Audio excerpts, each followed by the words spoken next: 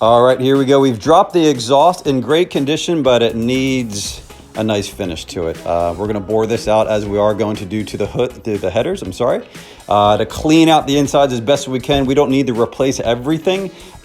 This is beautiful and sounds beautiful, but truth be known, thanks again to Duralast, we lost some clips. I apologize 100 times over. And here we could see the block and the valve covers that we've already finished. So we blasted them, we powder coated them, we painted them all in-house.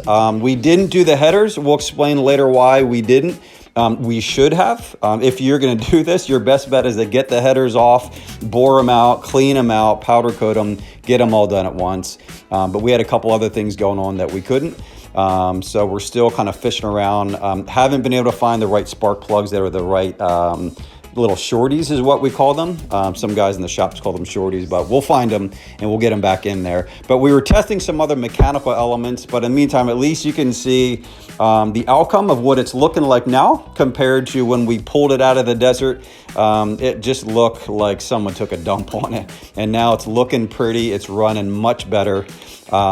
We left the headers in because we had some concerns about some elements of the exhaust, and we wanted to test that through so we can decide, do we keep these headers? Do we keep the exhaust? Let's find out now. So let's put them back on again, and we'll pull off the headers and we'll finish them in addition to finishing the exhaust and then putting it back together again.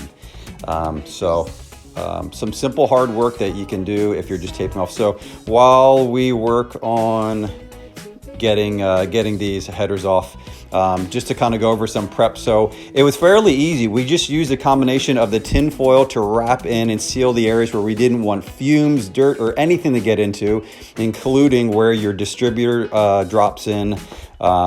We took care of, we didn't take off the pardon me guys, we didn't take off the carburetor. We just wrapped it really tight. We made sure that the alternator was covered.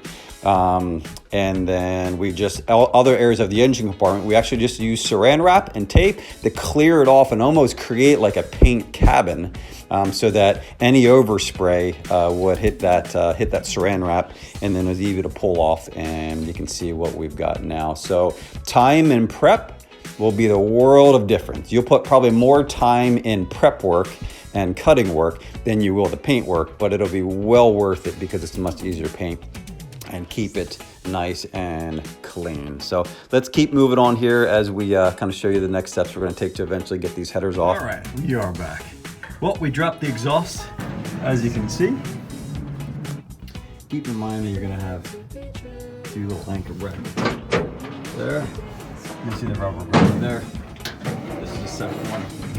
Fairly simple. They just twist on, twist off here. And you'll notice that right there, so make sure that you don't forget about that when you try to pull it off. And let's get it. So you can see there. That was the one that was welded. Our other side here actually was not. It all looks nice and clean. Once again, we had dropped this once before just to fill in some holes of some welding spots that had gone pitted.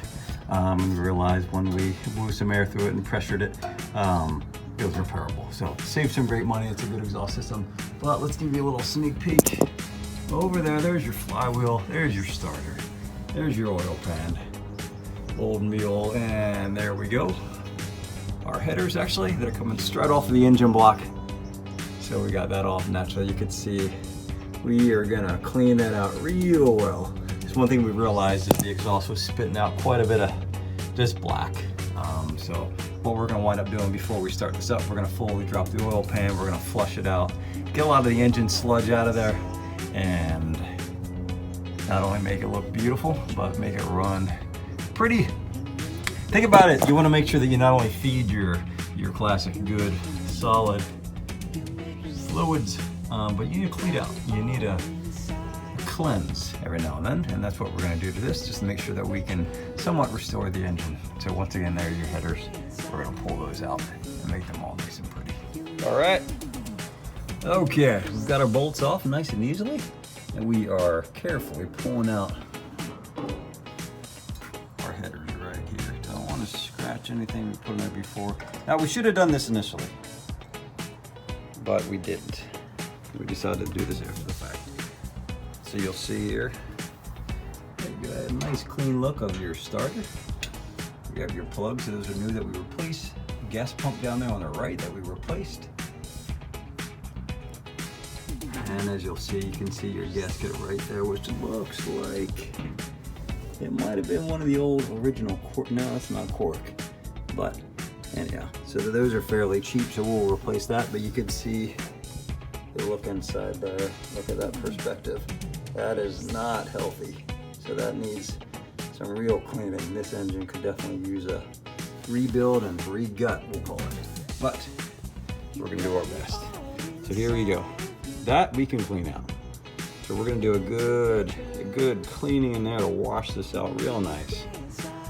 A lot of just years of maybe not so great maintenance on this 350. There you go. If you haven't got a perspective of the inside of your headers, well, look at that. Good to know what you're working with and how it's designed. It's always gonna help you work on it that much better and understand how it runs. But once again, you can see sludge that needs to come out. Extremely dry,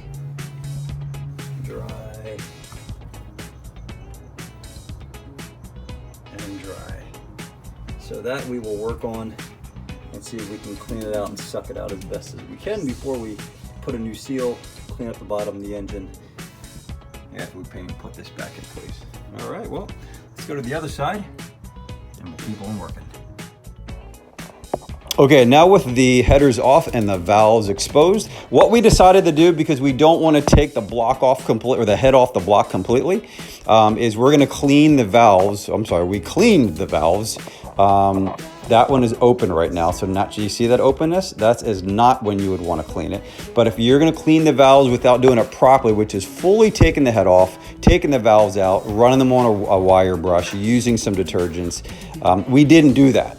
That was our choice of not to do that. But the outcome is they're not going to be as clean as what really you would want them to be.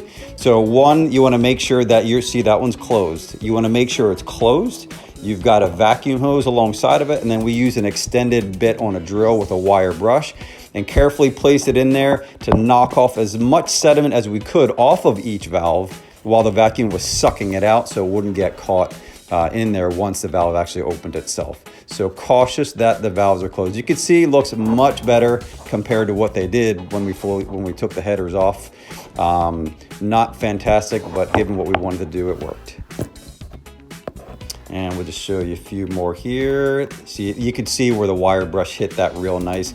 That's what you want the entire valve to look like. But again, if you were taking the top of your block off, it'd be much easier to do that.